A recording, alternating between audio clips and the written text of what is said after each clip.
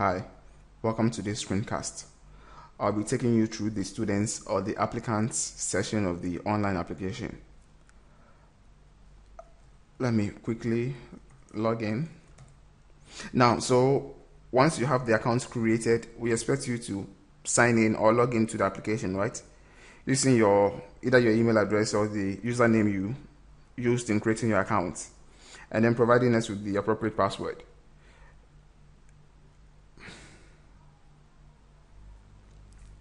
Now, immediately you log into the application for the first time, this is the screen you are going to see. It takes you straight to the online application for you to start filling, right? Now, at the top here, it gives you some instructions on how to fill the forms. But then, immediately you create an account, these instructions are sent automatically into your inbox. So you should be able to save a copy and then have a look at it if you want to print it out to help you in filling the application, right? So you can just feel free and go through the instructions and make sure that you understand the instructions and do the right thing. Because our giving us the loan is dependent on the accuracy of the data you provide. If we find out that any data provided is wrong, it may delay your application or your entire application may be cancelled. So please be very careful. If you need any instructions, you can get in contact with us. Now, so let me quickly walk through the general layout of the application. At the top there, it welcomes you. So because we don't know your name, it will automatically put your email address there. If you provide us with your full name, your name should be displayed at the top portion here. Now, at the top, let me close this thing. Yeah, you can just close that. Now, at the top here, we have the dashboard, and then we have the application. And then the last option happens to be a sign out. Now, please always sign out when you are done using our system online. Once you don't sign out, a different user can have access to your application and change your data or copy some of the data or do something really crazy that you may not be aware of. So please remember that anytime you sign in, you sign out. You sign in, you sign out. Now, let me quickly take you to the dashboard.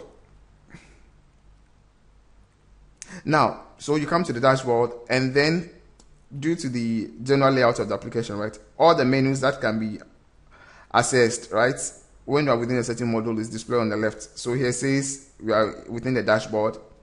You can click on notices, and then if you put it there, it gives you a tooltip. It says, hey, this thing tracks the status of your loan application. Now, here, there will be some messages displayed there.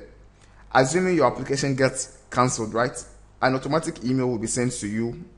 And then when you log into the application, you also have the opportunity to see the reasons for the rejection of your loan. We also use this place to push any general message to applicants, right? Now, under the My Account, it gives you an option for you to change your current password if you feel the need to. So you can quickly just type your current password there, type the new, and then you repeat the new password over here. When you're done, just click on change password, and then it will, your password will be changed for you. Now, let me just click on this. Immediately I click on change, right, you see these red markings all over, and it's something we're using throughout the application, right? It gives you a guide or a reminder that the data you provided within a certain field is not accepted. In this case, it's telling us that field is required. So it means you necessarily need to put your current password there and then put the new password and then repeat the new password, right? They can't be blank. Now, under the My Account, you have the application tracker, which tracks the status of your loan application. So what we are doing within the system is that we track every step that you take within the application, right? Now, once I click on that, I just registered. I'm a new applicant. So it just says registered. And then it gives me the dates on which I registered. As you walk through the application process, it will be tracking all. So next time when you come here, it may add something to this registered, right? And tell you, hey, you started filling the forms on this day. You completed the forms. Your application was accepted on this day at the zonal level and all that. So just use the application tracker to track the various states and history of your application. We have the Ask a Question session. Now, I must say that this is, if not the best online systems we have in the country and anywhere in the world. We know we can still be much better at what we do, but we can't really do it on our own. So we need suggestions, we need feedbacks, we need questions, we need, if you have any creative ideas to help us serve you better, right? Or provide a better systems for you, please don't hesitate. Just feel free and jot us a note. We'll get back to you.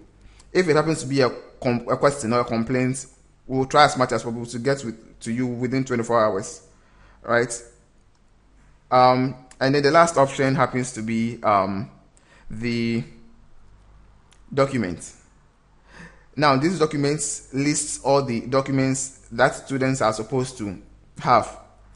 So you come here and list all the documents. Now, once you finish with the application process, there may be other documents added to this particular portion. You have various options. You can view the documents in PDFs. You can view it in the browser, right? All documents are in PDF, but you can view it in the browser by just clicking on this icon. You can equally decide to send a document as an attachment to a certain email address, right? Now, the use case scenario has to be that, assuming I'm using a corporate institution as my guarantor, it wouldn't necessarily make sense that I finish the entire application and I'm supposed to print it out and then send the hard copy to the institution to fill. I can necessarily do it here. I can just click on send this. Oh, let's go back because I haven't really. Now, I can necessarily click on that, and once it gives me a pop-up saying I should just provide the recipients of that particular document, right? I can even have an option of sending myself a copy.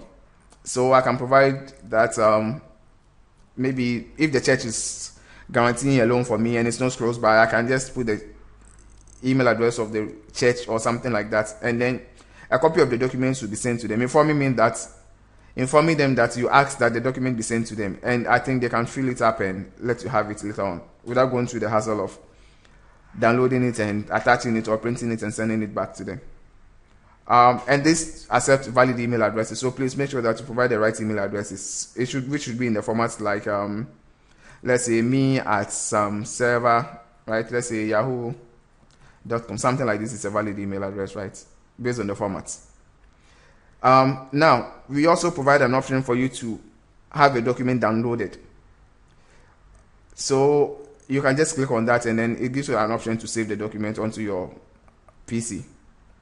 So that's basically a brief overview of what happens in the dashboard. Later, there may be other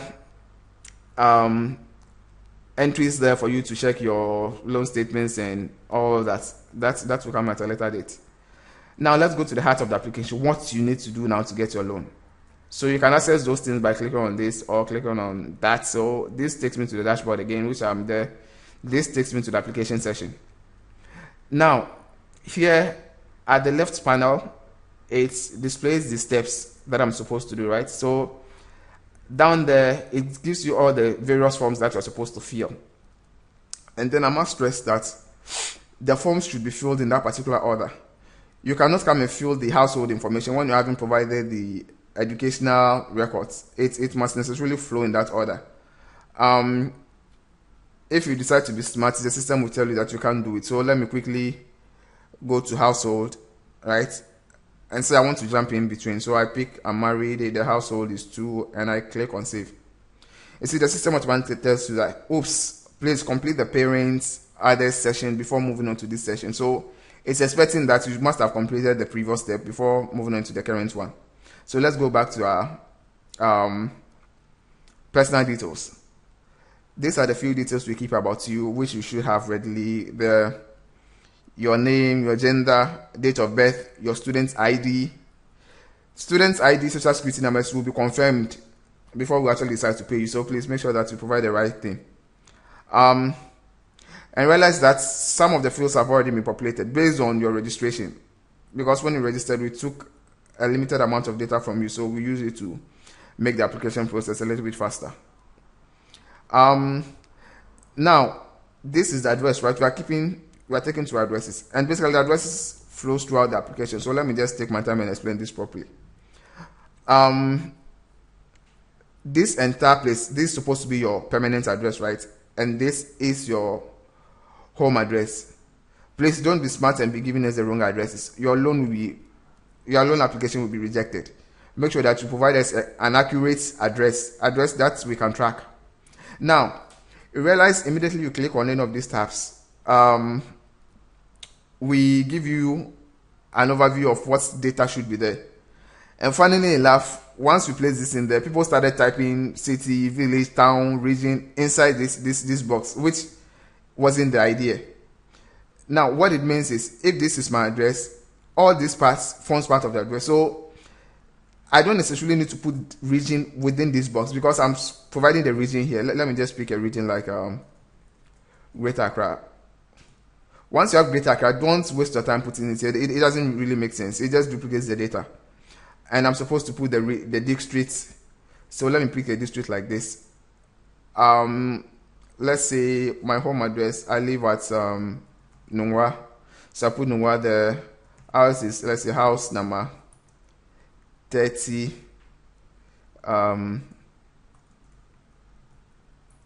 Adogon last stop. Yeah, this is how it's supposed to be. I don't necessarily need to put the Nungwa in there because all this forms part of the address. So please, if you have address, look at the various components. Put the region where it's supposed to be, which is supposed to be here. Put the district where it's supposed to be, which is supposed to be here, and put the city, town, or village where it's supposed to be, and just let this top be the rest. Let the rest be at the top there, right? And same applies to the permanent postal address. Now, once you are done, you need to click on Save and Continue. But since I'm not providing all the details, I won't click on that. The application won't allow me. When you are done, you go to your educational records, and it's basically the same thing. We want to know the institution you are in, which program you are offering, which program you are pursuing, the level, and then the enrollment year. And then also the addresses of your last attended school, and then the previously attended school, which is the junior high school. And please be careful about the dates. Make sure that you provide the right enrollment and completion years. If they're overlapping, the application will not allow you to move on to the next stage. Next, we'll need information about your parents or guidance or something like that. So you specify their relationship and provide the rest of the details as the application demands of you. We are taking 2 details of this particular group of people. So when you are done, it will automatically ask you to provide the next one. The next step happens to be the household. You want to know who is the head of the household. So you specify here. There may be other entries here. Once you've properly completed the parents or other session, those people will be listed there. So you need to specify one of them and complete the form as it should be. And then, more importantly, you are interested in the guarantor part. Now, there are various forms of guarantors, right? We are taking corporate institutions, or let's say institutions in general, and we are using SNIT guarantorship. So just select the guarantor you are interested in.